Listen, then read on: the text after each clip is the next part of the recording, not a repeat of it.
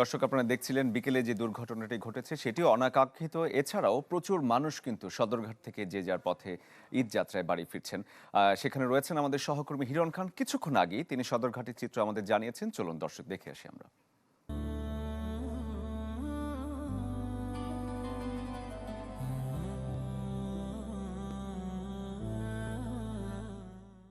প্রতিটি ছুটির দিনকে কেন্দ্র করে দেশের মানুষের এমন ভোগান্তি কিন্তু আসলে নিত্যদিনের, এবং আমরা দেখতে পাচ্ছি যে সদরঘাটের প্রতিটি জায়গায় কিন্তু কানায় কানায় পরিপূর্ণ হয়ে গেছে যাত্রীদের আনাগোনায়। এবং এই সদরঘাটে আসতে সাধারণ মানুষদের কিন্তু অনেকটাই বেগ পেতে হয়েছে। আমি যখন দুপুরের দিকে এদিকে আসছিলাম, যখন ছুটি হয়েছিল অফিস, তখন কিন্তু আসলে ঝাঁকে ঝাঁকে মানুষ সদরঘাটের দিকে আসছিল, এবং প্রায় বলা যেতে পারে লাখো লাখো মানুষ এই সদরঘাটের দিকে এসেছে।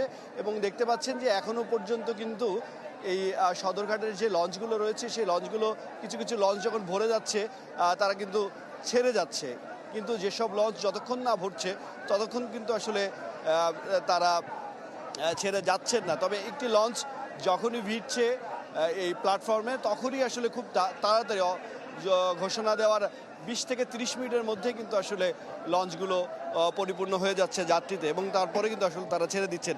একই দুঃখের সংবাদ যেটি হচ্ছে, এই যেই ভিড়, এই ভিড় উপেক্ষা করে তাড়াহুড়া করে লঞ্চে উঠতে যেয়ে কিন্তু আসলে দুজন নিহত হয়েছেন এবং বেশ কয়েকজন আহত হয়েছেন। সেই চিত্র কিন্তু আপনাদেরকে আমরা দেখিয়েছি, এবং দেখতে পাচ্ছেন এখনও প্রায় 8:30টার ঊর্ধ্বে বাজে, এবং এখনও কিন্তু আসলে সাধারণ মানুষ এবং যারা যাত্রীরা রয়েছেন তারা নারীর টানে বাড়ি ফেরার জন্য তারা কিন্তু অধীর আগ্রহে অপেক্ষা করছেন, এবং সর্বোচ্চ দিয়ে চেষ্টা করছেন যে একটি লঞ্চের একটি সিট পাওয়ার জন্য, এবং সেই যুদ্ধ কিন্তু এই যাত্রীদের চলছে। আমরা বিভিন্ন সাধারণ মানুষের সাথে কথা বলেছি, যাত্রীদের সাথে কথা বলেছি, তারা বলছিলেন যে তারা নারীর টানে বাড়ি ফিরছেন, স্বজনদের কাছে ফিরছেন, কেউ অপেক্ষা করছেন তার সন্তানের জন্য, কেউ অপেক্ষা করছেন তার মা বাবার জন্য।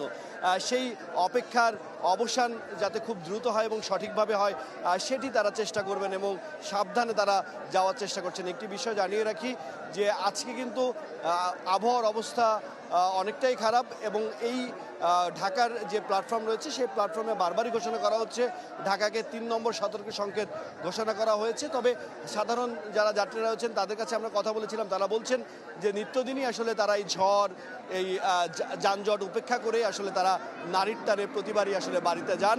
তবে আল্লাহর উপর ভরসা রেখেই তারা যাত্রা শুরু করেছেন, এমন তথ্য কিন্তু আমাদেরকে জানিয়েছেন তারা। এই ছিল এখান থেকে সর্বশেষ।